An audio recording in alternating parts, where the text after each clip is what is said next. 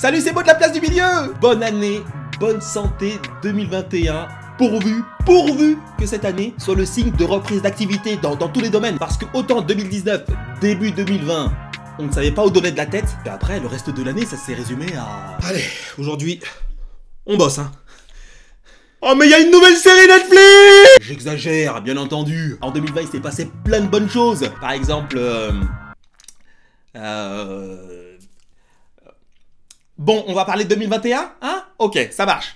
Pas mal de critiques cinéma se sont plaints du report éternel des films qui étaient prévus justement cette année-là. Personne n'y avait vraiment pensé, hein? Moins de films pour 2020, plus de films pour 2021!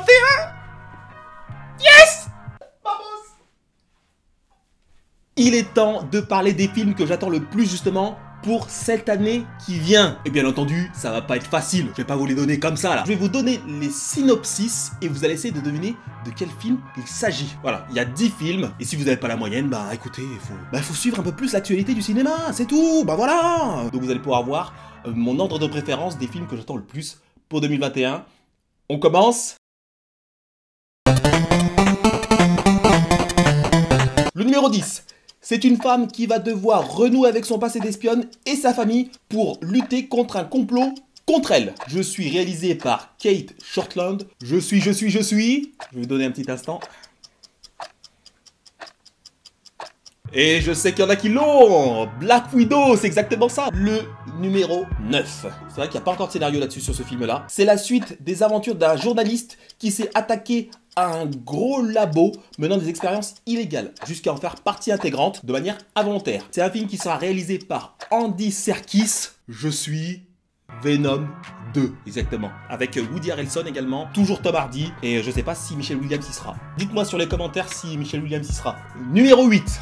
Un savant va devoir se rendre dans la planète dont le peuple est le plus dangereux de la galaxie pour pouvoir récupérer les ressources nécessaires afin de sauver l'humanité. Par le réalisateur de Sicario ou encore Enemy, je suis...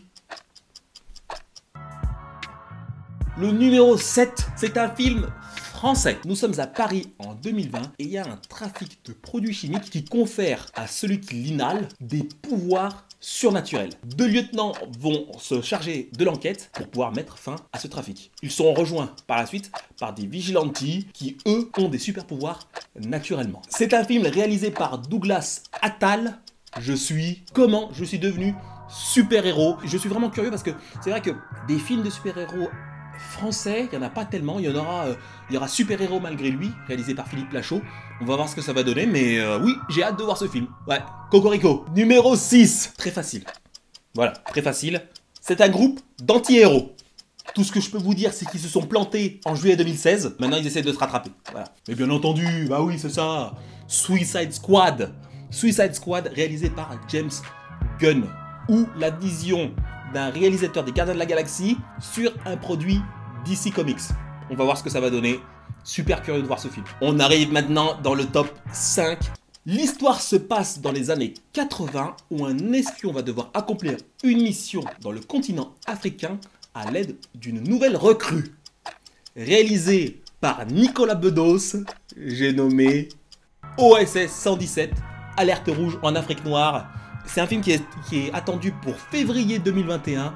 Et là, ouais, là j'ai une hâte. Parce que ça fait depuis pas mal de temps qu'on attendait la suite. Malheureusement, Michel Hazanavicius n'a pas voulu réaliser ce film-là parce que le scénario ne l'intéressait pas. Nicolas Bedos s'en empare. Advienne que pourra. Numéro 4. Celui-là donc aussi doit être facile. Il va être facile. Refusant de monter en grade, un pilote va former une nouvelle génération de pilotes de chasse dans des missions périlleuses. Rien que ça là, vous devez savoir.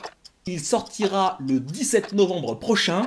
Top Gun Maverick. En tout cas, tout ce qui est Tom Cruise, moi de toute façon, je vais voir. C'est quelqu'un qui essaie toujours de repousser les limites du jeu d'acteur, des cascades, et il essaie toujours de trouver des moyens de faire en sorte que le spectateur vive une nouvelle expérience. Et ça, je trouve ça formidable de la part de cet acteur-là. J'irai voir ce film les yeux fermés. Voilà. Le podium numéro 3. Il n'y a pas encore de scénario pour ce film. Mais dans ce long métrage, il y aura Angela Bassett, Vanessa Kirby, Rebecca Ferguson. Déjà là, tu dois avoir une petite piste. Hayley Atwell, Pom Klementieff, Ving Rhames, Simon Pegg et Tom Cruise. Ah bah là, directement tu l'as. Mission Impossible 7. Il n'y a pas encore de titre là-dessus. Il est attendu pour novembre prochain. Numéro 2, encore une fois, pas de scénario pour ce film-là. Tout ce que je peux vous dire, c'est que dans son casting, il y aura Jonathan Groff, Jessica Henwick, Neil Patrick Harris, Yahya Abdul-Mateen II, Daniel Bernard, Janelle Pinkett-Smith, Carrie Ann Moss et Ken Reeves. Bien entendu, Matrix 4 qui sortira lui en décembre, le 22 décembre, au cinéma et sur HBO Max. Et enfin, le numéro 1. Et ce film-là, je l'attends beaucoup. Nous verrons un jeune chinois expert en arts martiaux qui se confrontera à un sorcier shapeshifter et voleur d'âmes au royaume du Shokan. Je suis attendu pour avril 2021. Je suis...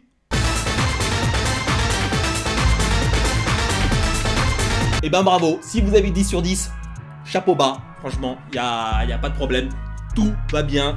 Par contre, ouais, si vous n'avez pas la moyenne, renseignez-vous. Et toi, quels sont les 5 films que tu attends le plus pour cette année qui vient? N'hésite pas à mettre en commentaire tes attentes. Qu'est-ce que vous avez pensé de cette vidéo? Est-ce que vous avez aimé?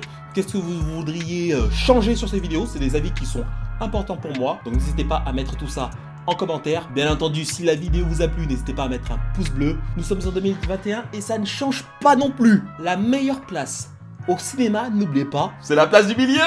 Allez, ciao!